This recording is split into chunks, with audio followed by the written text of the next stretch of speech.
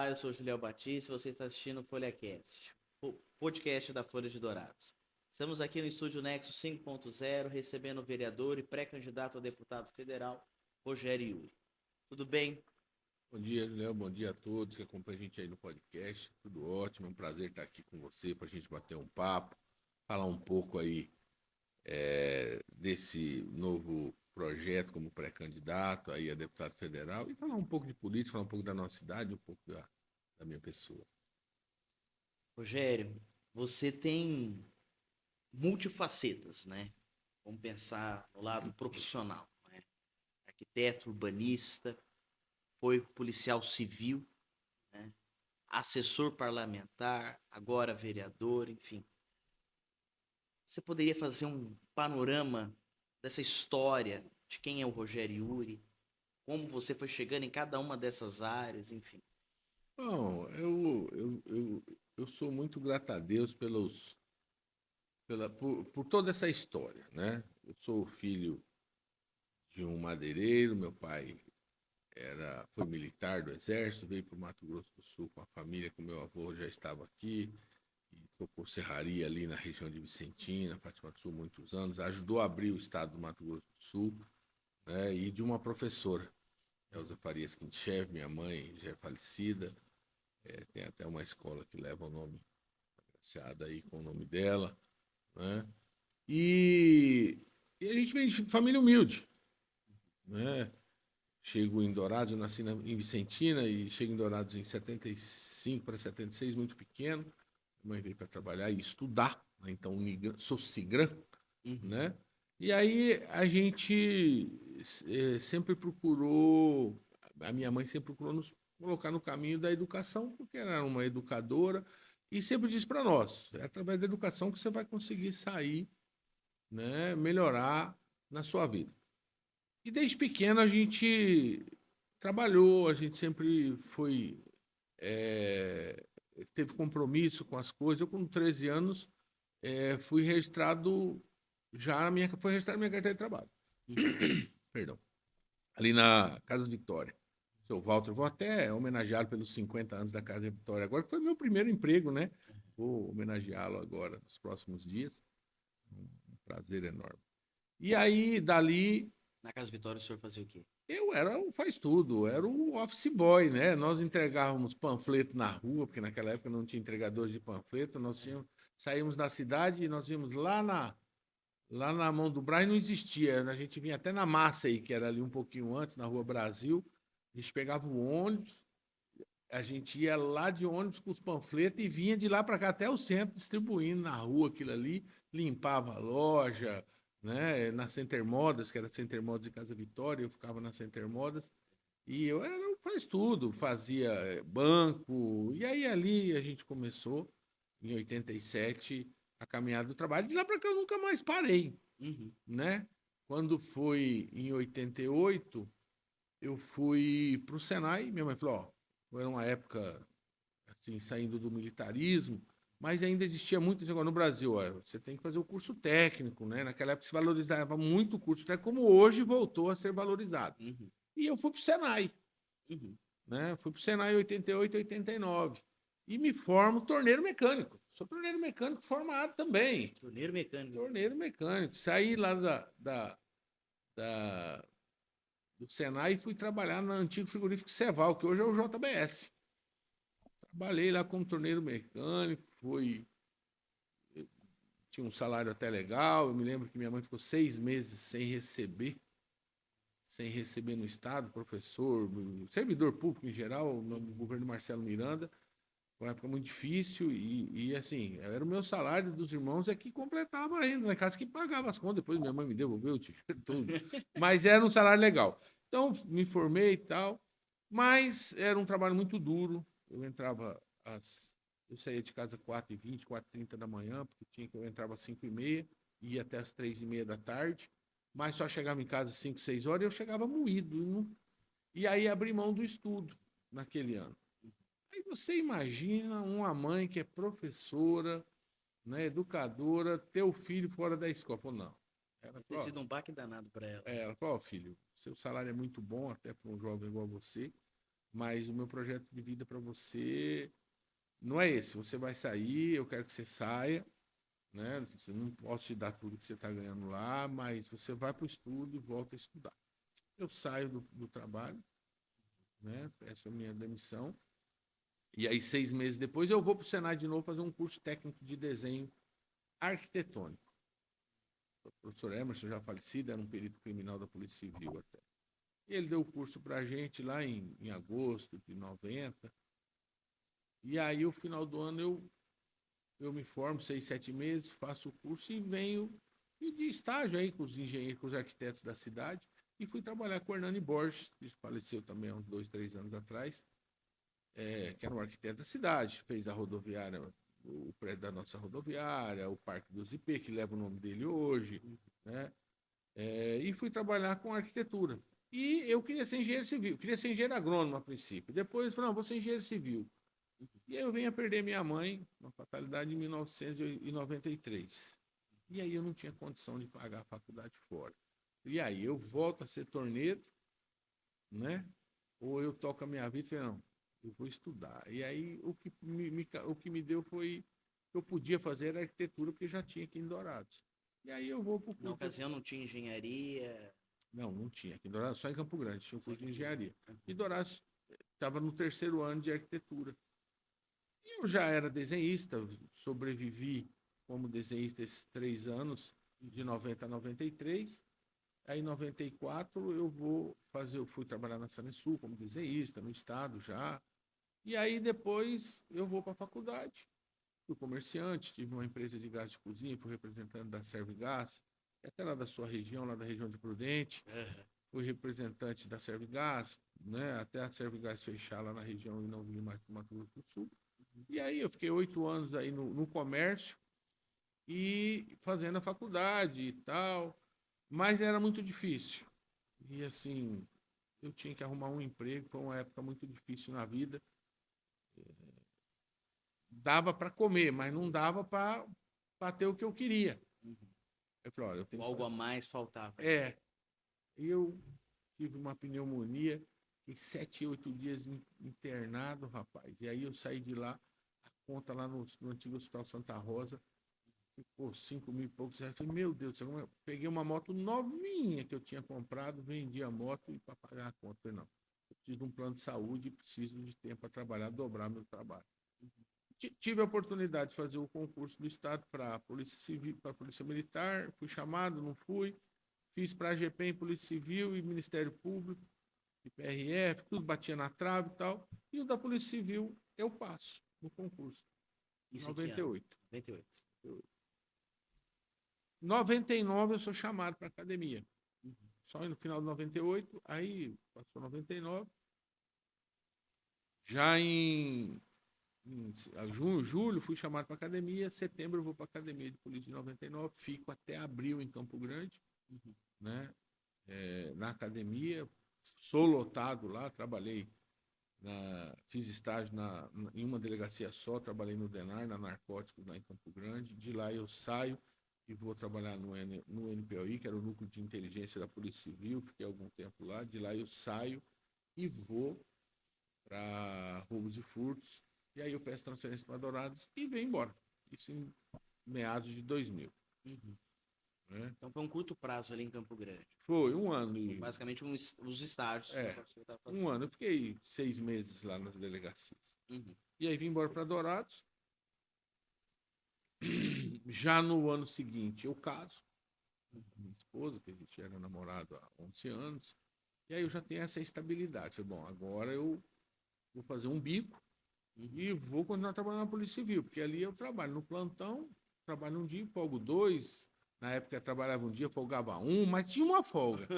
Né? Hoje é ótimo, hoje você trabalha em folga 3, né? Tem o direito adquirido, né? Um direito que trabalha 24 horas direto. E fui fazer bico também para de fora. Minha esposa trabalhava no Banco do Brasil nessa época, na agência lá em Carapó, e voltava tal. E aí voltei a trabalhar no mercado, né? E terminei a faculdade de arquitetura.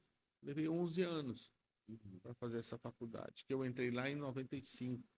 Eu vim concluir ela em 96. Eu retorno para a faculdade depois que eu era na Polícia Civil, porque eu não tinha condição de pagar. Então, eu demorei 11 anos para me formar na arquitetura. Quando eu me formo em 96, eu falei, não, agora eu vou Atuar na área. atuar na área também. E aí eu entro no mercado, entrei num mercado muito bom na época, 97, 98, no Minha Casa Minha Vida, né, que o governo federal lançou.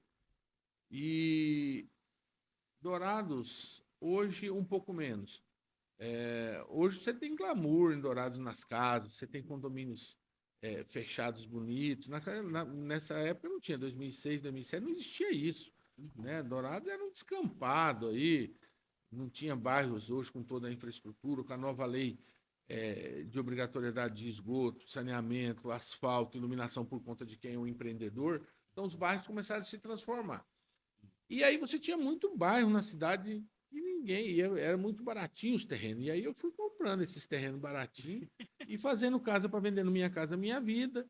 Me especializei, tenho aí mais de 500 casas, 600 casas do Minha Casa Minha Vida construídas e entregues por mim, pela minha equipe, que eu tenho até hoje. Né? Me estabeleci aqui na Oliveira Marques, estou ali há 20 anos, e próximo a vocês. E aí a construção civil abriu um leque para mim, assim. 2004, volta um pouquinho. 2004, eu fui candidato a vereador. Foi em 2004. Fui candidato, o então proprietário da Grande FM, Antônio Tonani, era muito amigo nosso, da família, falou, ó, você tem que ser candidato, você é um guribão, você é dinâmico. Não, eu não tenho condição. Vai. E aí eu saí lá, só eu, meu irmão e 2 pessoas ajudando, tinha 536 votos. Foi bem votado, não? Fiquei de suplente, não tinha dinheiro, não tinha um carro, não tinha nada, era pé no chão. Que partido na ocasião era? Era o PTB. PTB. Mas estou falando de 2004, estou falando de 22 anos atrás, você tem 532 votos. Elegeu pessoa com 600. Eu bati na trave. Sem estrutura e sem tino político e sem apoio de ninguém. Não teve esse negócio. O Tonani me lançou e falou: se vira, vai pedir voto. E assim foi. Aí eu me formo depois de 2006. Eu falei: eu já estou na Polícia Civil, é a estrutura, é a minha base, eu vou ficar aqui com a minha família. Não posso abrir mão desse plano de saúde para minhas filhas, já tinha 2 filhas. Eu vou ficar aqui. Mas montei paralelamente o meu escritório de arquitetura, vim trabalhando, vim investir na construção civil, montei uma equipe multidisciplinar. Né? Aí fiz casa, não só minha casa, minha vida, fiz casa para empresas grandes, fiz comercial, e tenho aí, com certeza, mais de 600, 700 casas construídas, imóveis construídos pela minha mão. Quando eu saio dessa eleição de 2004, com 500, aí os políticos começam, e hoje eu vejo isso, eu como vereador, eu começo a ver aquelas pessoas que têm futuro na política, né? A gente consegue ver o então deputado federal,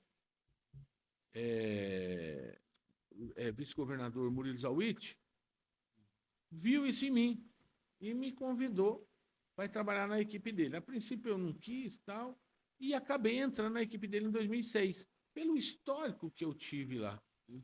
Não, eu trabalhei com a deputada Bela Barros 2 anos na Assembleia, já tenho esquecido isso, 2004, 2006. Foi o meu primeiro emprego na política, com a deputada Bela Barros, que ela foi candidata a prefeita e perdeu a eleição. E assumiu o cargo de deputado. E eu tive esse tanto de voto, a Bela falou, não, quero você comigo. Me leva para a Assembleia. E aí, quando a Bela perde a eleição, o Murilo me convida e eu vou trabalhar com o Murilo na vice-governadoria, na assessoria dele. Mas aí você vai para desde a Bela Barros, Bela e o Murilo Zawitch. Você vai para Campo Grande? Para Campo Grande. Mora em Campo Grande. Então não, fico morando aqui, vou e volto. A fazer essa correria. Isso, ia na segunda-feira e voltava na quinta. Né, com a Bela lá e tal. Com o Murilo ficou mais tranquilo, por quê? Porque ele instalou a vice-governadoria em Dourados. Então, nós trabalhamos aqui no fundo no Cone Sul, nos municípios aqui do sul do estado. Então, nós tínhamos uma equipe da vice-governadoria em Dourados, então era mais tranquilo. Eu ia a Campo Grande, mas menos vezes. Né? A gente tinha que ter o escritório aqui para atender os prefeitos do sul do estado. O Murilo vinha na quinta-feira, atendia quinta e sexta aqui, vinha as demandas, nós filtrávamos, levávamos para Campo Grande e depois dava as devolutivas aqui para os políticos da região. E assim foi, né, com o Murilo. O Murilo sai em 98, em 2008 do governo e 2008 ele vai para a candidatura. Não, aí o Murilo vai a candidato a prefeito em 2008 contra o então prefeito Ari Artuzzi, que veio a ganhar da gente. O Murilo foi candidato, eu não fui candidato a nada, falei, não sou candidato, queria que eu fosse candidato de novo, falei, não vou, não tem. Tinha caído as vagas de 17 vereadores para 12. Aí eu falei, com 17 eu não dei conta, eu falei, eu não vou, não, mas você tem muito. Não vou, não sou candidato a nada. Não quis ser candidato. Não vou, não tem estrutura. Eu estava tranquilo, estava ganhando dinheiro já com arquitetura e trabalhando na delegacia. Não quero mais, não. Aí eu fui trabalhar com o Murilo, já cedido a ele. Aí ele falou, não, vamos comigo. Fizemos a campanha, perdemos a eleição em 2008, não tem o que fazer. Volto para a delegacia, que é o meu emprego, minha origem. Volto para a delegacia em 2008. Em 2008, 2009, o Murilo vem a candidato a Senado. Né? A Senado. Aí o Murilo falou, você é candidato ao Senado, estou vice-governador ainda, tal. Que foi nas eleições de 2010. 2010. E aí a gente faz uma campanha muito boa, muito bonita, então o vice-governador Murilo, e ganhamos em Campo Grande, ganhamos em muito lugar do estado, mas perdemos a eleição para o Moca por 31 mil votos. Perdemos, né, muito pouco, 1%, 1 e pouco por cento, nós teríamos um senador de Dourados, né, que seria então o vice-governador Murilo, assumiria o Senado. Perde a eleição, é aí que eu vou para a delegacia, eu retorno para a delegacia, não segue sua vida, né? Retorno meu concurso de origem e vou trabalhar. Passado 2 anos, o Ari Artuzzi é cassado. Aí vem uma eleição extemporânea. Aí o Murilo falou, me ajuda na campanha, vem aqui para coordenação, você sempre foi parceiro. Aí eu falei, estou na delegacia, vou ajudar. Ajudo o prefeito, o Murilo, na extemporânea. O Murilo ganha, falou, vou pedir que você venha comigo para a prefeitura. Eu preciso do seu apoio lá. Aí eu fiquei lá na Secretaria de Governo, com o prefeito, 1 ano e 9 meses. Passou, eu falei, Murilo, o meu tempo aqui já deu. É uma época muito boa da construção civil, Minha Casa Minha Vida, né? Eu estou trabalhando tal, eu só não vou sair da delegacia mesmo porque eu vou aposentar lá um dia e falta pouco Ali eu tempo, tenho minha estabilidade. falta 8 anos só para me aposentar lá, para me pegar a minha estabilidade, porque eu já tinha 12 anos de registro fora, então eu só precisava de 20 anos na polícia para aposentar. E eu já tinha trabalhado 12 nesse percurso. Eu não vou abrir mão de uma aposentadoria certa, né? Então, mas eu vou para a construção civil. Eu falei, não, fica aí na prefeitura, assume a Secretaria de Meio Ambiente para mim até eu tomar posse. Ele foi candidato de reeleição, ganhou a eleição, né, para tomar posse em 2013. Assume a Secretaria de Meio Ambiente para mim, que eu vou passar para uma outra pessoa, aí você está dispensado. Eu falei, tá bom. Eu assumo a secretaria, viro secretário de Meio Ambiente em novembro de 2012. Vem a posse, o prefeito me nomeia como secretário, ainda como secretário de novo, com um acordo eu saí no mês de março de 2013. Eu falei, não vou mexer com isso.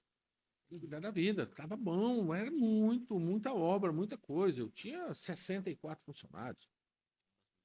Sim. E o escritório aqui? O escritório aqui, tinha 64 funcionários agregados. Era muita gente. Não tinha tempo. E o município tomava muito meu tempo. Pois ele fez por onde, chegou em março, falou, não, você vai ficar aí, está fazendo um bom trabalho. Não quero. Aí fiquei 4 anos ainda lá como secretário de Meio Ambiente de Dourados. Ao final de 2015, meados de 2015, o prefeito Murilo Zawitz indica o vice do Geraldo Rezende, candidato a deputado a prefeito em 2016. E aí, lá entre os nomes lá que ele mandou o nome para ser escolhido, tinha o meu nome, o nome do atual secretário de governo lá, Walter Carneiro, da secretária de Educação Marinês Mizuguchi, do vereador Maurício Lemes e do Laércio, que era um empresário da cidade. Tinha 5 nomes que o Murilo mandou. Falei, ele mandou aqueles 5 nomes pro Geraldo, o Geraldo escolhe o meu nome.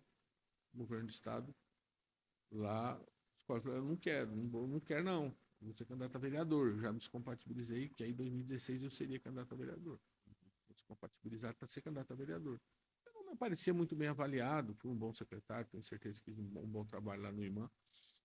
E aí, como eu estava com tudo preparado, equipe preparada para ser candidato a vereador, o Geraldo me escolhe, o governador, então, o Reinaldo me liga, fala, precisamos de você, tal, aceita, tal. Eu falo, não quero, vou ser vereador, não vou, o Geraldo é um cara difícil de mexer. Não, vamos lá, vamos montar uma estrutura boa para vocês, aí vocês vão ganhar a eleição da Adélia Razão. Vamos para a eleição, perdemos a eleição para a Adélia por 3.000 votos. Então, quer dizer, caramba, saí candidato, deixei de ser vereador, podia ter ganho aí, perdi a eleição de 2016. Aí eu me retiro da política. Aí eu vou no então prefeito Murilo Zauito e falo, nosso compromisso realmente acabou aqui. Eu gostaria de ter sido candidato a vereador, o senhor me deu uma missão de ser vice na chapa para ajudar o Geraldo Rezende. Ao final, o senhor não ficou com o Geraldo Rezende, não apoiou, pegou conta, brigaram lá no meio da campanha e eu no meio desse fogo cruzado. E aí, então, para mim deu, não quero mais nada, não vou ficar, não vou fazer. Me afasto e volto para a delegacia, vou para a delegacia regional. Ó, eu vou cumprir meus 4 anos para aposentar. Lá na delegacia, e voltei ali para João Rosa Góes, fui para minha delegacia em 2016. Lá fiquei. 2016, 2017, 2018. Eu tento ser candidato e desisto. 2019, né? E 2020 eu aposentaria, e aí eu estava com o meu plano de aposentadoria tudo certinho feito. Ó, aposento no dia 9 de abril de 2020. Eu faria 20 anos de polícia, que eu tomei a posse lá em 14 de abril de 2000. 2020 eu faço os 20 anos, eu tenho os 12 anos fora que eu recolhi do meu tempo, lá da Center Modas, né, da Casa Vitória, do frigorífico, do tempo da minha empresa de gás, do tempo que eu recolhi no carnê. Eu tinha tudo isso como desenhista. Eu tenho recolhimento de carnê 6 anos. Você entendeu? Então, eu falei, ó, tudo isso daqui vai me dar a condição de aposentar muito novo, com 46 anos. A Polícia Civil pode. Vem a mudança da reforma da Previdência. O governo Bolsonaro faz a mudança. E o Bolsonaro deixou a Polícia Civil, a Polícia Federal, fora da reforma do jeito que ele cuidou da PM, cuidou do Exército. Ficou muito chateado com isso. E aí imputou para nós a idade mínima de 55 anos, diferente do Exército e da Polícia Militar, que se aposenta a qualquer tempo. Para nós, da Polícia Federal, Polícia Rodoviária Federal, Polícia Civil, veio a exigência de 55 anos. O Estado do Mato Grosso do Sul tinha que regulamentar a lei. Vem e regulamenta a lei, vota no dia 19 de dezembro, né, para entrar com validade a partir de 90 dias. Que dava no dia 19 de março. Né? Então, dia 19 de março, a lei entrou em vigor. Eu aposentaria no dia 9 de abril, 21 dias depois. Por 21 dias, eu não aposentei. Aí eu, com 32 anos de recolhimento, faltando 21 dias para aposentar, fiquei puto, desculpa da palavra, mas agora ferrou. Perdi. E aí eu tinha 46 anos, ganhei 9 anos de presente para aposentar. Esses 9 anos, vou ser bem sucinto, não teve jeito, estou cumprindo eles até hoje, né? Aí os amigos de 2016 viraram, não, você vai ser candidato a vereador. Nós tínhamos uma equipe lá atrás, falaram, não dá, gente, eu não tenho apoio, não tenho mais ligação política com ninguém, nem com o Estado, nem com o Murilo, nem com o Reinaldo, nem com o Barbosinha, nem com o Geraldo. Não tenho padrinho político, isso aí tem que ter dinheiro. Aí meus amigos falaram, não. E depois daquelas eleições de 2016, Eu me afastei, voltei para a delegacia para aposentar. Para aposentar. E aí acabou que, porventura, não conseguiu por 21 dias. por 21 dias. Aquilo me deixou arrasado aquele ano. Eu fiquei depressivo. E Os aí, amigos falando pra você. é, Aham. e aí os amigos falaram, não, você vai ser candidato, você não pode ficar parado aí na delegacia, não, vamos botar você como vereador. Juntou os amigos, o Diogo, que hoje é meu chefe de gabinete, o Luiz Carlos também, está lá na chefia do gabinete, e outros amigos da época, se juntaram, fizeram, falaram, tá aqui nessa estrutura mínima, nós vamos dar para você e nós vamos ganhar a eleição. Aí saímos aí na rua pedindo voto, igual 2004. Ninguém acreditava na gente. No meu partido tinha 2 vereadores, Qual que era o partido? PSDB. Já era o PSDB. Sim, todo mantido no mesmo partido. O Sérgio Nogueira era vereador, o Silas Zanata era vereador, Uhum. né? Falou, não, aqui vai fazer, falou, esse partido faz 2 só, não faz 3 não. Falou, não faz 4, que só faz 2. Falou, gente, nós temos que ficar entre os 2 primeiro. Porque se não fizer, esses 3 aí eu não acredito. Então vamos.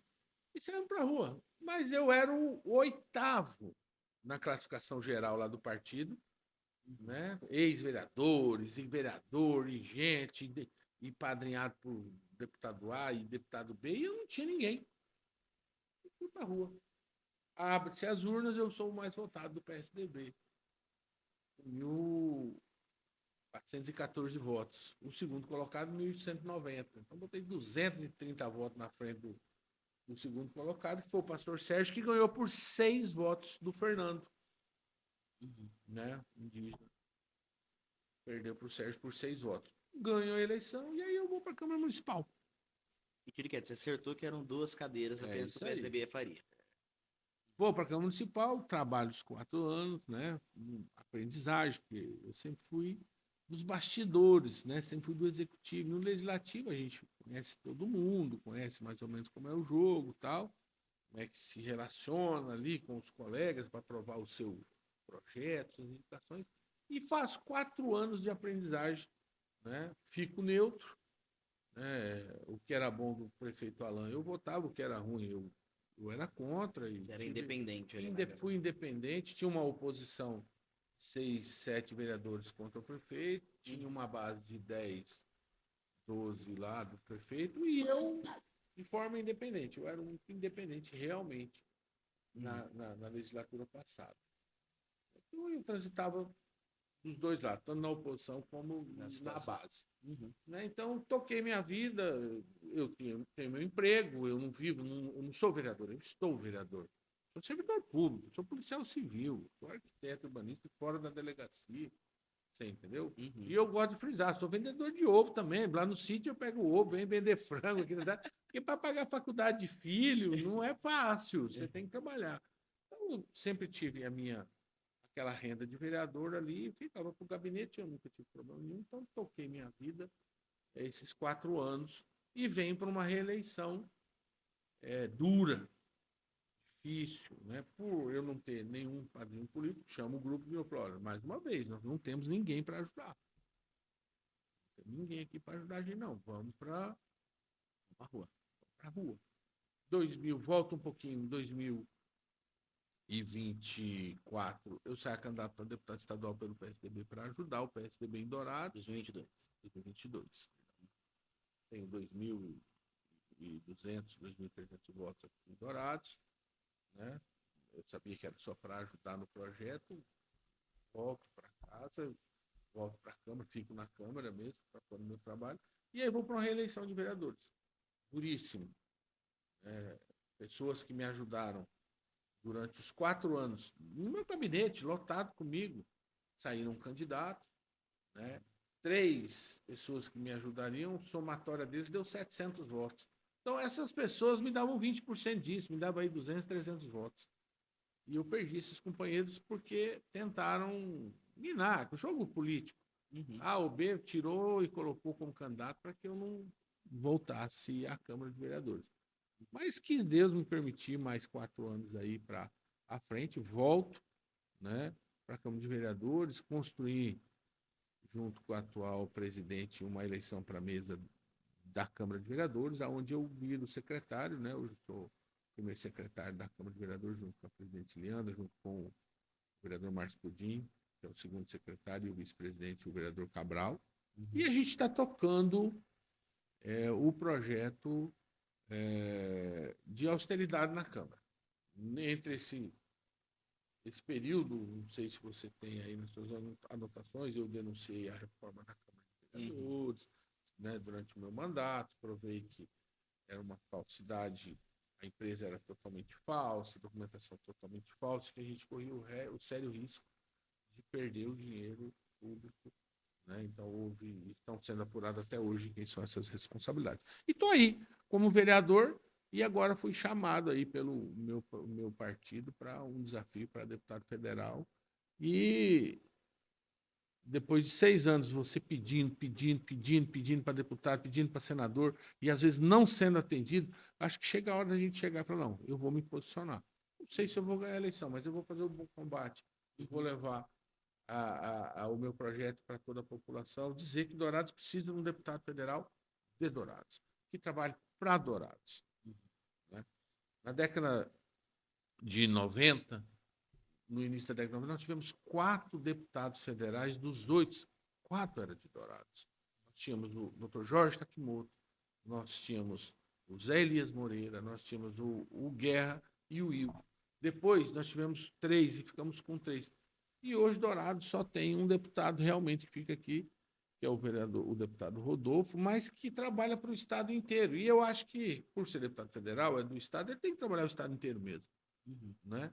Mas Dourados não tem mais aquele deputado apaixonado que trabalhava por Dourados, que trazia, visava, que 70% dos recursos dele era para Dourados, ou 50%, que seja. Hoje não. Hoje o deputado tem que abrir para o Estado inteiro, tem que atender, a política ficou mais ampla.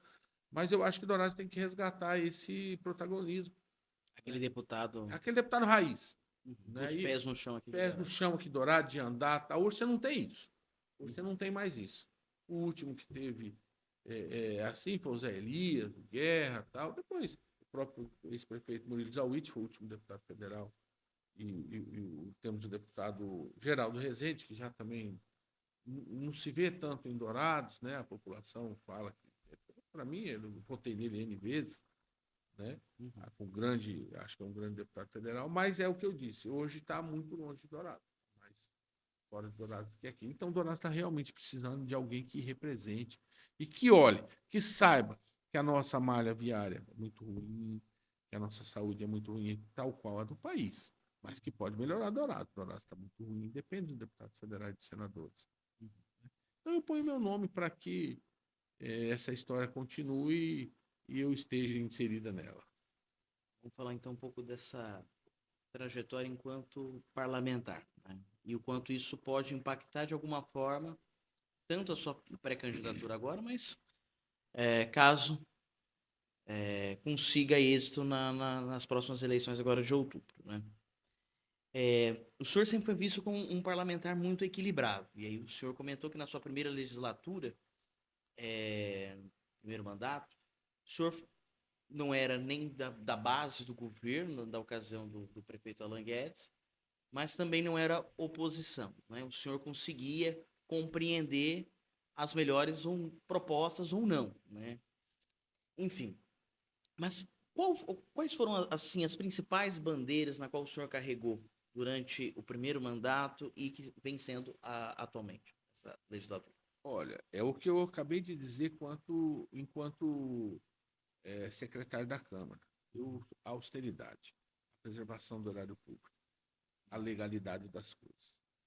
Uhum. Então, eu pautei o meu mandato passado e o atual, né, mas principalmente no passado, a fiscalização.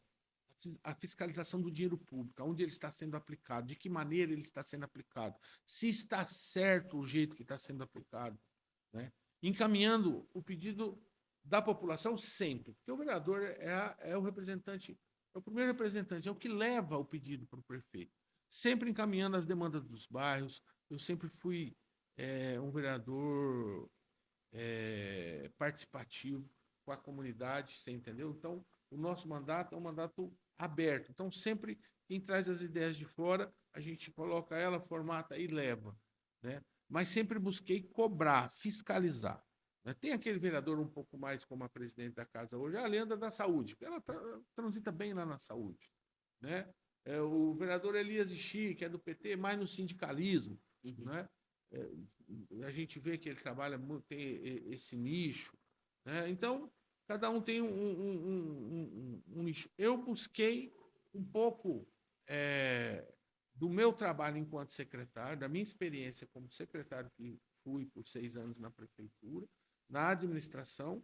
Então, tendo o conhecimento de como funcionam as coisas, buscar fiscalizar tanto as licitações, tanto o emprego de dinheiro público. Então, eu pautei na fiscalização, preservar o erário público. Fiz isso N vezes, sentei com o prefeito passado, sento com o prefeito hoje, falo, está errado, não tem. Ó, agora mesmo, ontem eu mandei um questionamento da Campo Belo. Se joga Campo Belo 1, 2 e 3.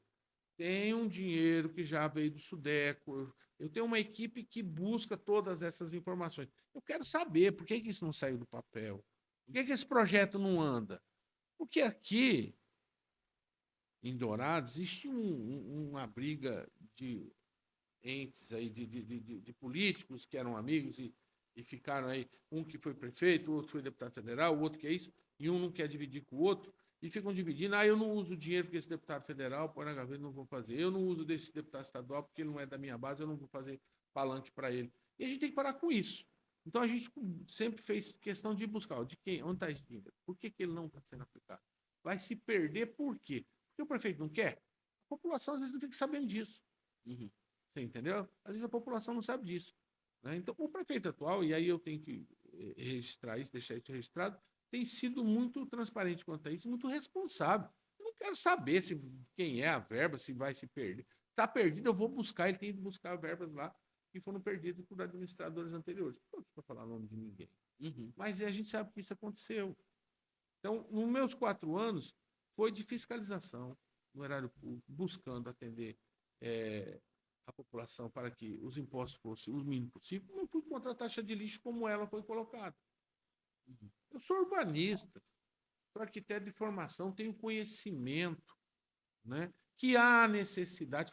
Fui secretário de Meio Ambiente, presidente do Instituto de Meio Ambiente de Dourados, do IMAN, e sei da necessidade da política reversa, sei do plano de saneamento, que é a federal, que entrou em vigor esse ano, sabia de quando a votação da necessidade de fazer a taxa de lixo de Dourados para que esse plano saísse do papel. Mas como ela foi posta e está hoje, ainda está, ela está errada na minha cabeça. Você entendeu? Porque o prefeito anterior fez um projeto onde taxa o terreno vazio. Hoje você tem um imóvel lá, um terreno, você paga a taxa de lixo. O que está impactando um terreno onde você tem a obrigatoriedade, você paga no IPTU, de mantê-lo limpo? Se você não manter, você tem R$ 2.000 de multa. Se tiver um copo com água lá, o CCZ vem, é outra multa que você vem por conta da dengue. Você tem a obrigação de manter. Eu tenho imóveis na cidade que mantenho limpo, mantenho limpo mensalmente. Você entendeu? Como que eu vou tributar? Qual que é o fator de geração de resíduos sólido aí num terreno? Nenhuma. Não tem gerador. Fui no prefeito, então falei, prefeito, o senhor está errado, o senhor não pode cobrar terreno. Não, mas senão não fecha a conta. Não. O senhor aumente o valor, mas em cima das casas. Como o senhor está cobrando? O senhor está cobrando por metro quadrado.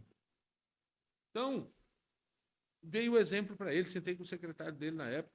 Ó, uma casa de 300 metros, vamos falar que a gente paga R$ 1 por metro quadrado, hipoteticamente. Uma casa de 300 metros vai pagar R$ 300. Uma casa de 80 metros, vai pagar quanto? R$ 80. Só que você tem que ver que a nossa cidade é uma cidade muito antiga. Nós temos lá o pai, a mãe. Você é do interior de São Paulo, sabe o que eu estou te dizendo. As casas eram muito grandes antigamente. Os pais tinham 5, 6 filhos. Hoje é que tem 1, 2, né? E as casas eram muito grandes. As casas, as cozinhas eram grandes, as salas eram grandes. Então as casas têm 200, 300 metros. E hoje quem mora lá? Um casal de idoso, numa casa de 300 metros. 2 que produzem em média, 45 quilos, 30 quilos de lixo por mês. 18 quilos por mês. Os 2 dariam os 30 e poucos quilos. Isso é estudo, isso é técnico. E aí, quer dizer, eles o fator de geração de resíduo sólido daquela casa é 30 quilos. Aí você vai na casa do Yuri, que tem 110 metros quadrados, mas tem ele, a esposa, a neta, 2 filhas e o genro, 6, que dá 120 quilos de resíduo a ser tratado posteriormente o seu recolhimento. E eu só pago R$ 100, porque lá só tem 100 metros. Então está errado, prefeito. Nós temos que ver quantas pessoas geram. Não, não pode. Você está errado. E eu fiz a boa batalha, fui, denunciei, tentei mudar. Então, esse é um exemplo do que eu tentei fazer. Outras coisas a gente conseguiu reverter. Né? E até onde eu pude, eu fiz no combate, mostrei, cancelei, consegui o cancelamento de aplicação de dinheiro em lugar errado, denunciando. Mas de todos, assim, né? O senhor colocou que da principal base durante os seus 2 mandatos, está sendo atualmente, é a questão da fiscalização. Correto. Nesse sentido, quais, assim, 2, né? Podemos dizer dessa forma, 2 fiscalizações que o senhor considera, assim, como foram as mais exitosas? O senhor mencionou agora, por exemplo, a reforma da Câmara. A Câmara de Vereadores, eu posso dizer que é uma delas. A Câmara de Vereadores, quando foi feita a proposta pela mesa anterior de construção de um novo prédio, foi apoiado, porque nós temos um prédio lá que não cabia, os servidores não têm estacionamento, nem para os servidores, nem para os vereadores, e tampouco para a população. Não é o melhor lugar. Vamos fazer, vamos. Então vamos fazer um prédio novo, tal, não sei o quê. O responsável pela Câmara, o vereador anterior, que era responsável pela Câmara, ele pega, fala, não, eu vou reformar esse prédio. Eu falei, não dá. Aí eu estou falando como arquiteto. Não tem espaço. Não tem espaço para estacionamento. Não, mas vamos verticalizar. Eu falei, não dá, não tem jeito. Né? Isso aí não vai ficar legal. Fizeram um anteprojeto, fui voto vencido, e quem manda é a mesa. Hoje, nós da mesa, se quisermos fazer um projeto novo, a gente faz do jeito que quiser e toca. Não precisa da aprovação dos vereadores. Eu acho um erro. Não né? precisa do É colegiado. um poder infinito que o presidente tem. Não, eu vou fazer e acabou. E assim foi feito, foi imposto.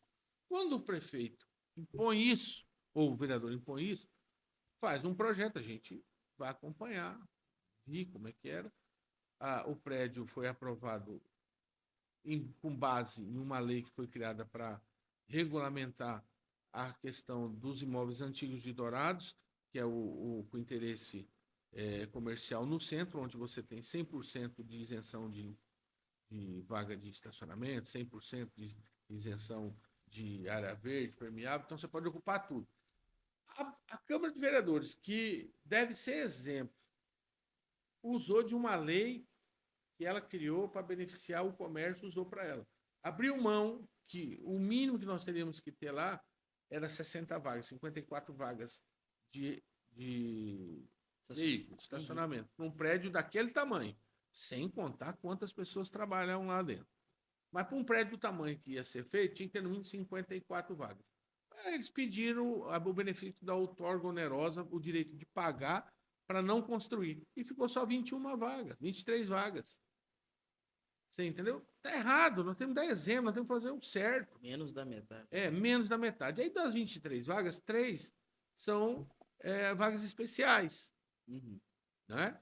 São vagas especiais. Sobra 20. Nós temos 21 vereadores. Tem 21 vereadores, já está faltando um. Mas a Câmara de Vereadores hoje tem 8 veículos, 7 veículos tinha na época. Vai tirar o veículo para fora para o vereador estacionar? Não, os carros da Câmara tem que ficar lá. Então 20 menos 7, 13. Então não tinha vaga nem para vereador, quanto mais para os 350 servidores que tem naquela casa, mais 350 servidores. Então isso é inviável. Em volta, não temos onde estacionar, a população não tem como chegar, é ruim. Vamos fazer um projeto. Não. Foi feito o projeto, aprovado, até aí tudo bem. Houve denúncias contra a empresa que ganhou, o farmacêutico Hassib Harb fez uma denúncia, me procurou, me mostrou, falou, eu acho que está errado essa empresa, tal, me mostrou alguns documentos e aí a gente começou a ir atrás para ver o que realmente existia. E a gente, para nossa surpresa, conseguimos descobrir, eu como arquiteto pego uma RRT, um papel de registro de responsabilidade técnica, eu sou familiarizado com ele diariamente. Eu vi lá em 2 tipos de letra, um em caixa alta, outro em caixa baixa. Ué, tá louco? O carro vai regredir, tá mudando isso aqui.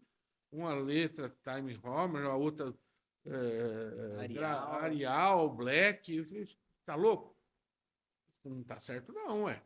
Aí você hoje, você tem um número de autenticação. Hoje tem o QR Code. Na época não tinha.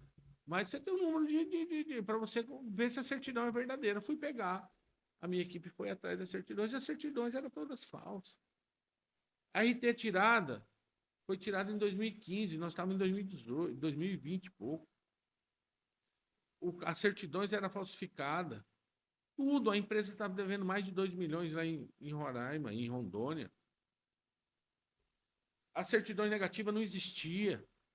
Aí nós fui na mesa e falei, olha, não dá seguimento, não inicia essa obra não, por conta que tudo aqui é falso. Eu vou denunciar isso no Ministério Público. Então, entreguei para a mesa diretora. A mesa diretora falou, olha, o ônus da prova é seu. Nós já temos um contrato assinado e vamos tocar. Falei, olha, eu estou mostrando para vocês que é tudo falso. Ou vocês tomam providência, ou eu vou ser obrigado a denunciar. E assim foi feito. Fui à tribuna, denunciei, encaminhei para o Ministério Público. Foi constatado, a empresa foi obrigada a devolver R$ 1 milhão para o município a título de multa. O dinheiro foi preservado. Essa mesma empresa, a gente descobriu que lá em Três Lagoas ela deu prejuízo na prefeitura, que em outra cidade do interior, não sei se foi aqui da UANA, se eu não me engano, o prédio que ela construiu caiu, que é uma praça pública, caiu, e assim por diante. Então, esse foi um dos êxitos dentro daquela casa. Na própria, na própria prefeitura, nas obras que a gente buscando a fiscalização do prefeito Alan Guedes, o dinheiro do Fomplata caiu 50 milhões de dólares. Dos 50 milhões, depositaram 50 milhões de reais para iniciar a obra da Via Parque que hoje o Marçal está fazendo, com algumas alterações. E eu estou acompanhando aquilo, a documentação não está certa. Não tinha certidões ambientais. E aí eu fui do prefeito. Vocês não vão começar essa obra. Não, nós vamos começar. Prefeito, você não pode começar, porque você não tem certidão. Não vão. Dito e feito. O dinheiro ficou parado 2 anos na conta depositada. Quem começou a obra foi quem começou foi o Marçal. Quem começou foi ele, depois de 2 anos, mas quem vai terminar é o Marçal, por conta disso tudo. Né? Fiscalização, o dinheiro, eles iam tocar a obra de forma aleatória. E aí o Fomplato falou, não, cadê as certidões? Não tem. Né? Então, esse tipo de fiscalização nós fizemos outras na prefeitura, porque eu tinha a liberdade de sentar com o prefeito. E isso não vai dar certo por isso, por isso, por isso. Por isso. Precisamos disso. Né? Então, a gente às vezes não era ouvido. Aí quando você não é ouvido, você tem que ser obrigado aí. Eu não sou sensacionalista, eu não vou para a tribuna falar, eu não quero like, não quero nada disso. Eu quero que a população consiga as suas conquistas. E a maior conquista enquanto vereador que eu tenho, e aí eu posso dizer que está sendo realizado, é o recapeamento do Jardim Água Boa, né? É o asfalto da Picadinha, que nós fomos lá, tinha um projeto e um dinheiro parado do então deputado Barbosinha, e eu fui no então Eduardo Riedel e pedi que fosse feito o asfalto da Picadinha e do Itaú, bem como do Jardim Pelicano. Antes do Riedel virar governador, eu estive lá com o vereador Sérgio Nogueira e construí uma pauta do asfalto e da Bernardo do Pelicano, que está se realizando hoje, 3 anos, 4 anos depois. Quase 5. Tá lá, esse asfalto está saindo, porque o Riedel sentou conosco, chamou o secretário dele, da GESUL, chamou o outro secretário, fez uma reunião de trabalho comigo, o Sérgio Nogueira, e falou: vou atender o Jardim Pelicano, vamos fazer a drenagem e vamos fazer o asfalto naquela região. Pôs no orçamento de 2023 para 2024, pediu os projetos em 2024 para 2025. A equipe do então prefeito Alan Guedes não deu conta, o dinheiro voltou para os cofres e retornou agora com dinheiro também do deputado Rodolfo Nogueira e do governo do estado, está colocando dinheiro do bolso, dinheiro do governo. Então está lá mais uma obra que está saindo do papel, porque foi um trabalho ao longo de 4 anos. E outros virão. No Itaú, o asfalto e a drenagem já está também planilhado, os projetos estão sendo feitos. Então, como vereador, você planta para colher um pouquinho mais lá na frente. Uhum. Né? A retomada, e aí é um dos melhores trabalhos que eu tenho à frente da Câmara de Vereadores. Isso eu posso falar, me orgulho a dizer. Enquanto vereador, eu criei a Frente Parlamentar para Conflitos Agrários, no município de Dourados. Em 2017, eu era policial, quando eu fui lá a primeira vez. Existe a retomada indígena no Anel Viário. Sim. E isso vem se, ao longo dos anos, aumentando os conflitos, tiro, gente perdeu o olho, gente perdeu perna, criança, adulto, gente morreu. E ali. E eu, enquanto vereador, tive a sensibilidade de falar, eu vou entrar nesse processo. Quando chegou ao limite, policiais tendo que dar tiro para tirar, ora, os indígenas ou os brancos que estão armados, entrando na casa dos produtores e prendendo produtor, como tem produtor que usa a tornozeleira, né? Ali na região do Anel Viário, na saída para o Itaú. E aí eu crio, aí falo, você é um trouxa, você é um bobo. O que vereador tem a ver com um conflito agrário? Isso é coisa federal, ainda no governo Jair Bolsonaro. Falava, não, eu vou criar essa frente parlamentar interpartidária. Aí chamei o Elias Chico do PT, chamei o vereador Fábio Luiz, que era mais à direita, ligado ao partido mais à direita, ligado ao Bolsonaro, chamei o Márcio Pudim, que é ligado aos ruralistas, e eu, na frente dessa presidência dessa frente parlamentar, e a gente cria lá 2023 para 2024, e para sair do foco da política, porque já não se confiavam mais nos políticos, porque muita gente foi lá e falou para os produtores que ia resolver e não resolveu, falou para os indígenas que ia resolver e não resolveu, nós buscamos apoio da OAB, nós buscamos o apoio do Ministério Público da União, da Procuradoria Federal, aqui na pessoa do Dr. Marco Antônio, do Dr. Carlos Videira, que é o nosso secretário de Meio Ambiente, de Segurança Pública do Estado, do Governo do Estado, Riedel, e a gente monta um grupo de trabalho para tentar diminuir aqueles impactos.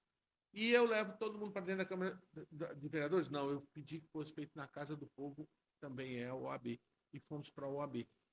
Fizemos nossa reunião, todo mundo sentado na mesa, branco, indígenas, defensores, policiais, produtores, todos. Fizemos uma audiência pública lá, o secretário de Segurança veio, representando o Ministério Público da União veio, representando o governo do Estado veio, né? Todos sentaram, da FUNAI veio, né? Todos sentamos ali e construímos uma pauta de paz. Fizemos um acordo para que não houvesse mais conflitos. Não sei se você se lembra, mas tinha o bendito Caveirão, né? Que passava e os indígenas tocavam fogo no Caveirão lá nos maquinários, e o Caveirão dava tiro, falava que batia. E isso, nós sentamos com os indígenas, com os brancos separados, depois construímos, vamos fazer um acordo de paz. Vocês não vão sair da onde vocês estão 1 metro mais para cima. Os brancos não vão 1 metro mais para baixo tentar tirar vocês e fazer a retomada da área deles também. Não terá mais Caveirão, não terá mais segurança. A segurança de vocês não precisa, vai estar aqui. E vocês também não vão atacar mais produtores, não vão mais queimar maquinários. Você entendeu? Nos reunimos 2, 3 vezes com o apoio da FUNAI, com o apoio do Ministério Público da União, com o apoio do Ministério Público Federal, das Forças de Segurança Pública. Estive lá N vezes, sozinho com os indígenas, construindo uma pauta onde eles estavam preparados para a guerra. Eles falavam, nós estamos preparados para a guerra, morrer, matar ou morrer.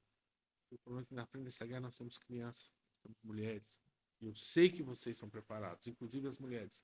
Mas do outro lado também tem dinheiro, tem arma, tem segurança. Vamos construir. E lá, junto com os caciques, junto com os chefes da retomada, nós sentamos e conseguimos fazer um acordo de 1 ano, de 2004 a 2025. 2024, 25. Não, 23 a 24, depois 24 a 25.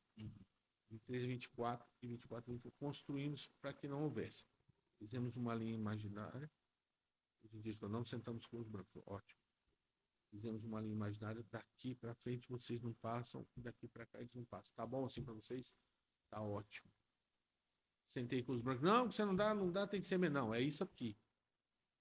Vamos fazer esse acordo? Vamos. De lá para cá, já são 2 anos e meio sem conflito. Sem nenhum tiro, sem nenhuma borrachada, sem nenhum caveirão. Os produtores que gastavam 70, 80 mil reais por mês com segurança, porque achava que o indígena ia entrar na terra dele lá, ia entrar na sede dele acima, deixou de gastar cerca de 100 mil reais por mês. São mais de 3 milhões, 4 milhões de economia para esse produtor. Os indígenas puderam produzir. No pequeno pedaço que eles entraram, e aqui nós não estamos discutindo se a terra é indígena, se a terra é registrada como tem documentos da parte dos brancos, foi depositada ou vendida ou comprada de forma errada, porque o governo federal deu esse título. Se deu o título, tem validade, ainda que se fosse uma terra indígena. Né? Não estou discutindo essa pauta aqui. Estou discutindo a razão do branco e a razão do índio. Então, eu me orgulho de ter participado desse processo e de estar inserido nele até hoje. Ainda que algumas forças exijam que não seja desse jeito, brigue os extremistas da esquerda e até os extremistas da direita que não aceitam. Não, tem que tirar tudo essa indiada daí. Não, tem que expulsar tudo, tem que retomar toda a terra do branco. Eu não vejo desse lado, por esse prisma. Eu acho que o governo federal que é o responsável por isso. Houve um erro do governo federal lá em 1800 e alguma coisa. Houve um erro do governo federal em 30, quando ele registra e dá tudo a terra à posse verdadeira. Né? Quando constitui essa aldeia indígena aqui, que ela é feita e colocada os indígenas aqui e não está regulamentado de forma correta. Então, quem tem que corrigir esse erro é o governo do Estado, é o governo federal, com apoio do governo do Estado, com apoio do município. Nós temos que, sim, enquanto vereadores, entrar nessa pauta federal. E eu entrei. E eu sei que hoje lá não se perdeu vidas, ninguém mais foi agredido. Crianças indígenas e crianças brancas vão e vêm com tranquilidade. Os brancos tiveram seus maquinários preservados até o presente momento. Os indígenas, o pequeno barraquinho de lona dele que ele fez lá, está lá há 2 anos, está sendo respeitado. Né? Construímos uma pauta de 135 milhões com o deputado que era o líder da bancada federal, Vander Loubet, para que a Itaipu compensasse com o ICMS ecológico, compre essas terras dos brancos. Né? Esse projeto avançou muito, está startado agora porque é um ano eleitoral, existem outros interesses, outras pessoas estão aproveitando dessa situação, eu não estou aqui para falar de A ou B, vou cuidar da minha vida, né? Na hora certa a gente vai falar. E esse dinheiro construído junto com o procurador federal, Dr. Marco Antônio, junto com os produtores, lá pequenos, médios e grandes produtores que existem ali. Avaliações nós fizemos. Né? Foi construída essa pauta durante mais de 2 anos. A Câmara Municipal me deu todo esse apoio, pagou advogados, uma bancada de advogados por 2 anos para que a nossa frente parlamentar tivesse legitimidade. Fui à Assembleia de Deputados falar com os deputados, falei no parlamento, né, por 15, 20 minutos, debati com os deputados que não existia nenhuma frente parlamentar até então constituída há 4 anos atrás, 3 anos e meio atrás, não tinha, os deputados tinham assumido e não tinha uma frente parlamentar para conflitos. Ninguém sabia que tinha o FEPAT, que é um fundo criado pelo então deputado Laerte Tila, que é para pagar e desapropriar, investir em áreas de retomadas de conflitos.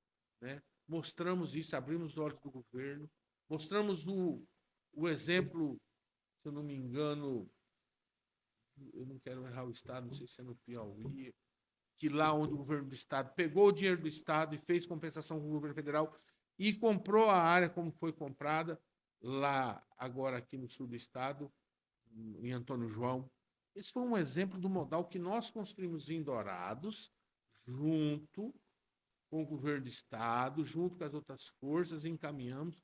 O nosso trabalho está no Supremo Tribunal com o ministro Gilmar Mendes, é exemplo, é citado, de como a gente construiu. Que viesse, se pagasse aqui cerca de 100, 120 milhões nas terras, pagasse as compensações, as construções, tudo que tem em cima, e deixasse 20 milhões para os indígenas, para que eles usassem e aplicassem na terra. Isso foi construído, está tudo no papel, esse entendimento. Encaminhamos para a FUNAI, encaminhamos para o Ministério dos Povos Indígenas, né? Infelizmente, aí eu volto na minha primeira fala, quando você me perguntou lá atrás, o que você quer como deputado federal? Eu falei, eu quero destravar essas briguinhas políticas de direita e de esquerda, de deputado que não gosta do prefeito que não gosta do deputado. Então, se é para resolver, o Louros vai para o outro, eu não quero, não aplico esse dinheiro e nem quero que isso aconteça. Isso não aconteceu até o presente momento, porque forças ocultas entraram. Né? Entraram. Porque no Paraná, a hidrelétrica de Itaipu comprou, pagou, desapropriou e entregou com o ICMS ecológico, que é aonde se enquadram os indígenas. Pode ser usado o dinheiro do ICMS ecológico. Como eu usei quando eu fui secretário do Meio Ambiente, coloquei lá a estação total para eles, dinheiro, uniforme, tudo isso era investido neles lá. Né? Então, assim, eu posso dizer para você, eu tenho muito orgulho de dizer, eu sou responsável hoje pela paz que existe lá, ainda que exista um conflito, ainda que ele foi ampliado no mês de novembro do ano passado. Saíram e deram passo. Por quê? Porque estão já os indígenas de saco cheio de aguardar o governo federal puxar essa responsabilidade para ele. Você entendeu? E os brancos estão lá produzindo, ainda que perderam mais 150 hectares lá, mas continuam produzindo sem segurança, sem problema, sem o índio tacar uma pedra, sem o índio tacar uma flecha, sem o índio dar um tiro, e o índio vai e volta com a sua família sem ser judiado, sem ser espancado, sem ser... Esse é o meu papel. Então, é um dos orgulhos que eu tenho, é um dos melhores trabalhos que eu fiz dentro daquela casa. Vamos falar um pouco sobre a sua pré-candidatura. O senhor mencionou, né? Destravar a burocracia, enfim, algumas questões picuinhas e assim por diante. O senhor falou muito da questão da fiscalização. Eu acho que essas duas estão sendo as principais bases dessa sua pré-candidatura. Mas tem um entrave, né? Quando o senhor assume enquanto vereador, o senhor já estava no PSDB, o partido, por exemplo, na ocasião tinha governadores, era a maior parte das prefeituras estavam sob bancada, né, a bancada, enfim. O PSDB era um grande partido aqui em Mato Grosso do Sul. Hoje o cenário modificou. O PSDB perdeu prefeituras, perdeu bancada, enfim.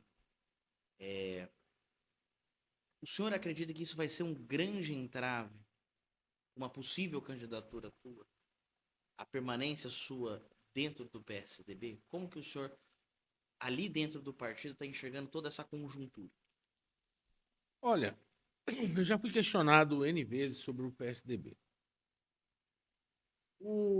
Nós temos que partir do princípio que hoje existe uma estabilização financeira no nosso país, que começou lá com o PSDB, com o Fernando Henrique, com o Itamar Franco, né, e depois se consolidou com o Fernando Henrique Cardoso. E a grande maioria da população é a política. Para ela não vota no partido, ela vota na pessoa. Isso é provado nas últimas eleições, a gente conseguiu ver isso aí. E o PSDB tem uma história nesse país. Né? Hoje, o Bolsa Escola, o Bolsa Família, é o Bolsa Escola. Quem fez foi o PSDB. A criação, se hoje existe, e foi muito, muito bem, devo registrar, ampliada pelo governo Lula na época, aí, né, se manteve esse projeto, o Vale Gás, que hoje eu vejo o nosso partido, o PT, não sou petista, não tenho nada contra o PT também, não tenho nada, eu cuido do meu partido. Mas o PT faz agora, nós damos o Vale Gás. Eu vi uma propaganda esses dias. a família institucional do PT. Ah, não, eu tenho o Vale Gás, eu tenho o Bolsa Família, eu tenho a farmácia. Opa, peraí. Isso foi criado no governo Fernando Henrique Cardoso, com Ruth Cardoso, era socióloga, e construiu isso lá em 99, 2000. Outro dia eu chamei a atenção do vereador Elias Chique, subiu na tribuna e falou: o PT foi o maior partido que fez assentamento no Mato Grosso do Sul, fez o assentamento em Itamaraty, o maior assentamento no Mato Grosso do Sul. Aí eu falei: ó, pela uma parte, não pode falar isso. Quero crer que o senhor está ligeiramente enganado. Não te dou a parte. Depois ele me deu a parte para o vereador. Aí Itamaraty começou a ser negociado em 1999. O Lacir de Moraes, o maior produtor de soja do mundo da época. Fernando Henrique Cardoso comprou Itamaraty em 99, 2000. 2001 foi quitada. Foi entregue, a população foi assentada. Antes disso, o assentamento Amparo já existia, que é de 97. Fernando Henrique fez. E fez o assentamento inicial, que foi um projeto inicial, um embrião para o Itamaraty. Do lado da Itamaraty, são lindeiros. São 64 lotes ali. E aí foi para Itamaraty, comprou Itamaraty, construiu a Itamaraty lá. Você entendeu? E foi entregue. E o presidente Lula realmente esteve em 2022, 23, quando ele assume. 2003. 2003, quando ele assume, ele vem para a primeira grande colheita da Itamaraty. Ele vem para a primeira grande colheita, mas o assentamento foi feito por Fernando Henrique Cardoso, pelo PSDB. Né? E a população sabe disso. Lá, quem mora lá, sabe disso. Né? As quebras das patentes de remédios, né? O PSDB que fez. Então, a gente tem que trabalhar em cima, lembrar a população. A estabilidade econômica não tem quem não fale isso. Quem não sabe, foi o PSDB. Então, você tem como rebater primeiro isso. O PSDB vem, como aconteceu com o PMDB. O PSDB é parte que saiu lá de vários partidos e montou o PSDB. Ciro Gomes, Mário Covas, Fernando Henrique e outros bambambãs da política que contribuíram, deram sua contribuição. Uns ainda estão aí, o Ciro é candidato, pelo PSDB agora, no Ceará, né? Foi ministro, né, pelo PSDB. E aí você tem um partido que tem história. E o PSDB, depois de 2016, quando o Aécio Neves perde a eleição para Dilma, vem se depurando, vem se reinventando. Nas últimas eleições aqui no estado, nós tínhamos, nos últimos 20 anos, fomos governador, tivemos 3 governadores, 2 vezes Reinaldo e 1 vez o Riedel, que vai para a reeleição agora. Né? Foi o PSDB, a maior bancada federal, Geraldo Rezende, Beto Pereira e Dagoberto. Né? Maior bancada estadual, 8 vereadores na bancada de deputado estadual, né? Na última eleição. Hoje, os extremismos mostraram que também tem força. Você tem lá muitos desses. O próprio Reinaldo Azambuja foi para o PL, por uma questão de sobrevivência.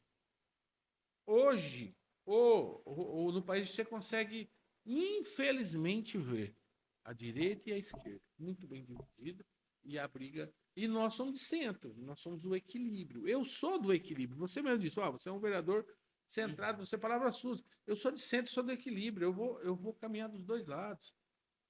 Se nós não entrarmos nesse debate, nesse discurso, e dar a opção para a população votar em quem mantém o equilíbrio, né? Se nós não tivermos, se eu não fizer esse enfrentamento, mostrar que o PSDB pode colaborar ainda muito mais, tanto com a direita quanto com a esquerda, tanto com o Flávio Bolsonaro, se for o novo presidente, se assim for candidato lá pelo PL, ou tanto com o presidente Lula atual, se vier a ser reeleito. O PSDB tem que ajudar e continuar construindo essas pautas. Né? Então, esse é o meu discurso, de mostrar que nós temos serviço mostrado nesses últimos 40 anos do Brasil e que nós sempre faltamos pelo equilíbrio, pela coerência, e eu vou manter esse equilíbrio, essa coerência. Então, eu me identifico muito com o partido, assumi o desafio por conta disso. E temos uma grande chapa. Os nossos pré-candidatos hoje estão nas principais cidades do estado. Nós temos a ex-secretária Viviane, né? De Campo Grande. Nós temos o vereador Juari, que foi candidato na última eleição, com 22, 23 mil votos lá em Campo Grande. Nós temos a vice-prefeita de Corumbá, que é uma das grandes cidades do estado. Nós temos um candidato em Três Lagoas, que é a terceira maior cidade do estado. Nós temos um candidato em Urim Dourados, que é a segunda maior cidade do estado. Nós temos um candidato em Ponta Porã, que é a quinta cidade maior do estado. Nós temos um candidato em Amambai. Né? Então, nós temos candidatos nos principais municípios, ou vereador, ou ex-secretário, né? Todos eles com cargo eletivo, todos eles que sabem trabalhar, que tiveram sua contribuição e levar. E nós temos condição de fazer um deputado federal. Nós temos que fazer 130 mil votos, que é o coeficiente eleitoral. Não, caiu a barreira do 80-20. Não é obrigado, não tem mais obrigatoriedade de você ter o partido 80% dos votos e o candidato 20%. Caiu isso agora. Na última eleição teve, nessa não tem mais. Então, nós temos uma matemática nossa lá, que o nosso partido, se fizer 110 mil votos, 100 a 110, faz o primeiro. Faz o primeiro candidato. Então, nós sabemos que nós temos condição de fazer de no mínimo um deputado federal. E que os outros 7, isso ficou bem acordado lá, porque se não for o Yuri, for o Juari, for a Viviane, o deputado eleito, nós vamos participar desse mandato do PSDB, para manter o PSDB grande.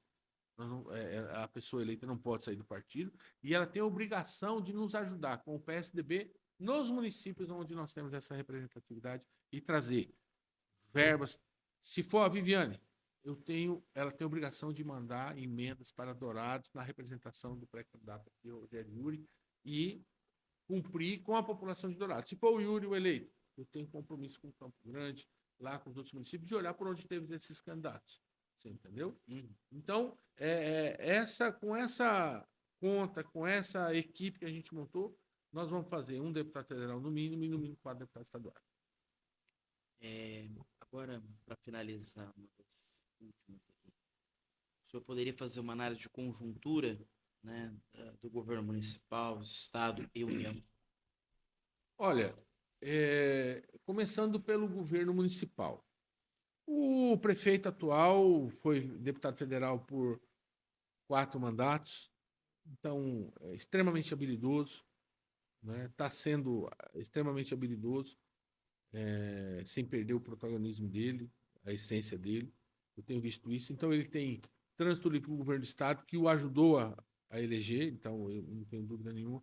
O governo federal, ele já foi deputado com o governo que aí está, ele tem amigos nos ministérios, porque os políticos passam, os técnicos continuam. O político indica, mas tem que ter o técnico lá dentro dos ministérios para encaminhar e liberar e fazer e mostrar. Falar, aqui é sério, aqui precisa que a gente. Então, o atual prefeito tem ido a Brasília muitas vezes e tem achado as portas abertas lá com o governo atual. Né? O governo do estado, ainda que passe por uma crise, o Brasil, né, tem nos ajudado da maneira possível. Né? Disse para você, o asfalto da Água Boa. Nós pedimos, o governo do estado fez o compromisso comigo e começou a fazer lá agora no 4º plano. O governo municipal está começando a fazer obra do dinheiro do governo federal, do governo do estado e do governo municipal. Um pedido meu, está sendo realizada agora essa obra lá. Depois de 4 anos, para fazer o Campo Dourado, fazer o 4º plano, fazer a outra metade do Água Boa. O compromisso que nós trouxemos, fizemos o governador fazer o compromisso aqui. Né? Mas ele tem nos atendido na medida possível, disse que vai melhorar muito isso. Então, esse relacionamento é muito bom. E com o governo federal, a gente tem que reconhecer que o atual governo, ele atende a todos, sem distinção. Né? Eu fico um pouco fora da minha alçada, porque eu trabalho no município, né? Junto mais com o governo, tenho liberdade com o governo. Né? Existe um bom ambiente. Né? Infelizmente, nós tivemos a pandemia, que tirou o mundo do prumo. Né? Nós tivemos aí agora um reenquadramento de valores da comida. A soja chegou a R$200, hoje está 110. O commodities é $25 no máximo, nunca passou disso, é $20 uma saca de soja. Isso não é eu, não é o brasileiro, não é o produtor brasileiro que coloca isso, é os americanos, é a bolsa Dow Jones, é a bolsa de Chicago que diz que é $20. Você entendeu? Então hoje está $20, voltou à normalidade. Veículos estão caindo de preço. Né? A retomada no mercado, o café chegou a 60, voltou hoje para 25, eu acho que outro dia estava 15, foi a 30, agora já voltou para 25 de novo. Um óleo de cozinha chegou a R$ 18, uma dúzia de ovo chegou a 60. Você compra 2, 3 dúzias por R$ 12 no mercado. Você entendeu? Ah, mas foi o governo federal que transformou tudo isso. Não. Foi a economia global que fez isso aí. Então, a dificuldade foi para todos. A reconstrução do Brasil está sendo feita junto com como a gente teve isso no mundo. E esse encaminhamento do governo do Estado com o governo municipal é muito importante. Aí é por onde eu posso falar um pouquinho mais, porque eu trabalho e tenho liberdade no governo do Estado. Essa parceria é salutar. Nós precisamos buscar meios para que isso seja ampliado e que o Dourados seja atendido muito mais. Não pode o hospital regional, que foi instalado em Dourados hoje, e a gestão não é de Dourados, a gestão plena dele é do governo do Estado, de 10 que são internados diariamente lá, 2 só são de Dourados. 8 são de fora. Ah, mas é SUS, tá? Mas tudo bem, mas nós temos que resolver o problema de Dourados. Nós estamos aqui, não tem que transportar para ninguém. Eu não estou dizendo, o SUS é para todos. Não estou brigando que o que nós temos é que reconhecer que nós temos que atender Dourados. Hoje tem gente vindo de Santa Rita do Pardo, Sonora. Eu tenho informações reais de que esse número que eu estou te dizendo, que em um dia, 10 que chega, 8 é de fora. E eu não estou falando de Amambai, não estou falando de Ponta Porã, não. Estou falando de Bataiporã, de Bataguaçu, né, de Sonora. Pessoas que estão vindo lá porque a vaga zero pelo SUS entende que tem que vir e vem para Dourados. Né? Não está se respeitando. E eu tive uma reunião com o secretário de Saúde semana passada, e muito me preocupa isso. E eu vou nessa área também, e trabalho nessa área também, de forma responsável. Tive com ele lá, o Estado querendo centralizar tudo em Campo Grande, inclusive a do município, que nós temos no Hospital da Vida, então não podemos deixar isso. Né? Nós temos essa discussão, está até se tornando aqui um assunto que a gente está discutindo ainda, mas o governo do Estado não pode fazer. Então eu também vou ao governo do Estado falando, vocês estão errados. Nós temos que ter a gestão. Vocês estão deixando de fazer a conta daquela pessoa que consegue sobreviver no transporte de Sonora até Dourados. Quando você tem alguém em Dourados que não aguenta chegar em Campo Grande, você tem que colocar aqui no regional. Porque às vezes não consegue ser de um hospital para o outro, porque não aguenta sair, o médico não deixa, ó, nem com a ambulância UTI eu consigo liberar esse paciente. E tem gente vindo de fora para cá. Então, essa política com o governo do Estado, nós temos que ampliar, discutir, né, que a saúde, e aí buscar apoio no governo federal para que venha mais dinheiro, como o ministro veio aqui, colocou 200 milhões para fazer isso daí, que custa 200 milhões para manter um hospital desse anualmente, você tem o custo de um hospital por ano. Então, porque abre outro. Nós temos aqui em Dourados, Ponta Porã, existe um projeto de fazer eu vi o deputado Wander trabalhando nisso, de fazer um hospital binacional, você entendeu? Para atender a região e as faculdades, e aí interligar, interagir, integrar as faculdades paraguaias com os brasileiros, você entendeu? Lá usar o dinheiro público lá da Itaipu para fazer um hospital, como já existe lá em Foz. Nós precisamos disso aqui na região. Nós precisamos construir aqui na região de Amambai. Então põe um ponto por ano que você resolve o problema de Amambai. Ou vai ponto por ano, vem para Dourados. Né? Então essa discussão tem que ser feita. Mas assim, eu acho que a integração entre o governo do Estado e o municipal é muito boa. Nós temos um relacionamento muito bom. O governador saiu do PSDB, era do meu partido, era do partido do prefeito. E até é engraçado porque o prefeito vem para o PSDB e o governador vai para o PP, que era o candidato deles. Trocaram. Mas são partidos que conversam, que convergem, né? Então a gente tem que pedir um pouco mais para Dourados. Não é a nível de governo federal, é aquilo que eu disse. Não adianta a gente ficar só pedindo. Nós precisamos de representantes. Se não é o Will, vai ser um outro, tem que ser outro de Dourados. Se vai ser o Elias Ixi do PT, que é pré-candidato a deputado federal, que seja. Tivemos um deputado aqui que foi injustiçado, João Grandão, é baita do cara, trabalhava pra caramba. O Geraldo Rezende, né, é um lutador, trabalha, todo mundo sabe do serviço do Geraldo e tal, mas eu acho que ficou muito a par de Dourados, muito tempo. Depois de 2016, eu vejo que ele não conseguiu mais, não sei, eu já estou falando da campanha dos outros. Nós Dourados precisamos voltar os olhos para o nosso umbigo e para a gente deixar de ser o patinho feio do Estado. Porque se você fizer um estudo, você tinha voltado para Dourados a ferrovia. Passava por dentro de Dourados. Hoje não vai passar mais por dentro de Dourados. É Maracaju, que vai ser o Porto Seco, e Amambai vai ser o Porto Seco, para atender o sul do estado e o centro do estado. Por que era em Dourados? Ah, a bioceânica. Porra, por que nós temos que passar por dentro de Porto Murtinho? Não, por quê? Porque não passa por Dourados, tem que parar por cima. Você não pode fazer desenvolvimento para Dourados. As velhas políticas, as velhas práticas políticas que a gente que conhece um pouco de política e entende, a gente vê que Dourados às vezes é colocado à margem. Esses projetos foram feitos. Ah, a biocênica vai passar para o Porto Murtinho. Por que não passou aqui para o Peruan, cara? Está pronto o asfalto. Por quê? Porque não tem força política para falar. Não, tem que passar por Dourados. Você entendeu? A nossa ligação, né, com o Mercosul, pelo Paraguai, era muito mais fácil você passar, não ter que entrar na Bolívia. Né?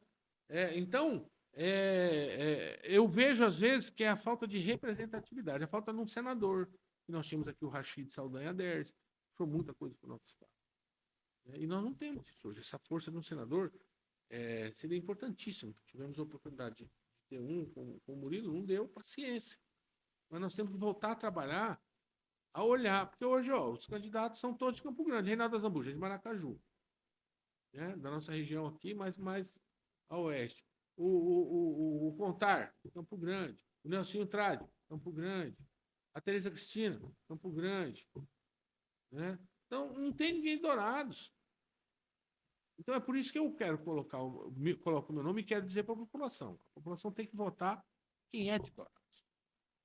Seu deputado estadual, vote de Dourados. 70% dos votos de Dourados vão para deputados estaduais e federais de fora.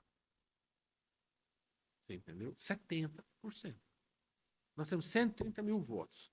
Se você pegar, eu abro para você, eu tenho aqui no meu celular, os 10 deputados estaduais mais votados no município de Dourados, 4 são de Dourados. Os 10 mais votados. O resto é tudo de Campo Grande. E nunca mais vieram aqui. Não vou dizer não. Entendeu? Você tem de 10, 4 só é de Dourados. 6 é de fora. Os deputados federais foi diferente.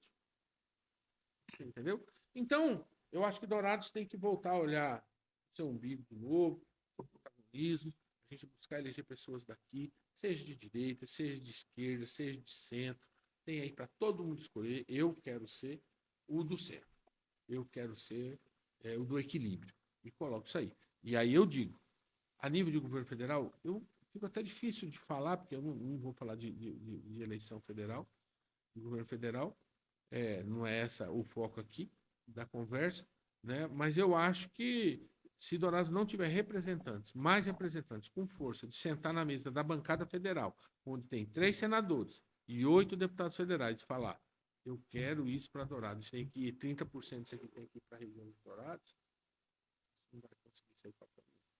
Então é por isso que eu digo, esse entendimento nessa tríplice que é município, estado e união, não está fechado, não está legal hoje. Não é bom, não. Se essa é a pergunta que você quis me colocar, né, eu acho que a gente poderia ter muito mais ainda para Dourados. E, assim, se esse prefeito que está aí não é de circo, estava morto. Agora um espaço aberto para o senhor dar um recado final para aqueles que estão nos assistindo. Bom, eu só tenho a agradecer mais uma vez a oportunidade de estar aqui com vocês. Folha que abre esse espaço para a gente, né? Sempre muito democrático. Dizer para a população que eu estou vereador, segundo mandato, meu gabinete está aberto a toda a população, todos os dias a gente está lá, a minha equipe trabalha todos os dias, todos estão lá, nós temos uma equipe multidisciplinar para atender a população, né, em todas as demandas que chegam lá, a pessoa não sai lá com não, se não der para atender, a gente faz uma oração e chora junto, não tem isso, né? Mas assim como vereador, eu quero ser deputado federal, né? Quero um projeto maior para a nossa cidade, eu estou político, não tenho essa necessidade de ser político, faço política porque gosto, né? Minha esposa é procuradora de autarquia do estado, minha filha é arquiteta formada, já trabalha também, a outra está aí fazendo a OAB, já está trilhando o caminho dela também, estamos bem resolvidos. Se Deus me permitir e não vê nenhuma mudança, o ano que vem eu aposento, eu tenho um pedágio aí, vou ficar só 7 anos, depois descobri que eu tenho um pedágio que eu paguei já, esse pedágio. Então, que no dia 4 de março, quando eu fizer meus 53 anos, eu tenho direito à aposentadoria no Estado, vou aposentar, eu poderia muito bem voltar minhas viagens pela Europa, junto com a minha esposa, junto com a minha família, no sul do país, no Nordeste, né? Eu gosto de viajar muito, já tenho algumas experiências fora. Esse final de semana mesmo, dei uma escapadinha, fui aí no show do Jorge Aragão, do Zeca Pagodinho e da Alcione, mas eu peguei o voo aqui 8 horas da manhã no sábado e ontem, 8 horas da manhã, eu já estava em Dourados. Graças a Deus, temos a aviação aqui de novo em Dourados, né? Pousando aqui, né? Então, fiz um bate-volta, gosto, poderia cuidar da minha vida, não preciso de política para sobreviver, graças a Deus, a gente conseguiu, ao longo dos anos, com o nosso trabalho, eu e minha esposa, como servidores públicos e eu na vida privada, a gente conseguiu fazer um pé de meia para que a gente possa ter aí um futuro melhor depois na aposentadoria e vou estar aposentado. Né? Então, eu quero colaborar, continuar colaborando, continuar fazendo a boa fiscalização, continuar levando melhorias, como eu disse, do asfalto lá da Picadinha. Está lá, está feito, está entregue. Tentar contribuir ainda mais com os produtores rurais da região, onde eu busco mais, que é aqui na região do Itaú, região da Picadinha, a manutenção das estradas. A gente tá, até estou indo para lá à tarde para fazer uma fiscalização, porque já está precisando de novo. Né? Então, fazer com que o nosso produtor pequeno, médio e grande produtor rural tenha os seus direitos garantidos no ir e vir, né, no escoamento da sua safra, também nos financiamentos, né, mas também ter a mão amiga aos indígenas, né, que estão aqui na nossa realidade, na nossa cidade, e é uma realidade, né? Os indígenas só são vistos quando está invadindo, ou quando está bêbado, ou quando. Essa é a visão que todo mundo faz. Aí na campanha todo mundo vai para dentro da aldeia e fala que o índio é bonito, que é isso, que é aquilo. Por quê? Porque nós temos lá 15 mil eleitores. Né? E aí fecham-se as urnas e não voltam lá. Então, nós temos que olhar para os indígenas também. Né? A reforma agrária está aí, tem que ser feita de forma ordeira. Acho que o governo do Estado tem que se preocupar muito com isso. Eu quero colaborar com isso daí. Né? E buscar meios. Nós temos que se reinventar.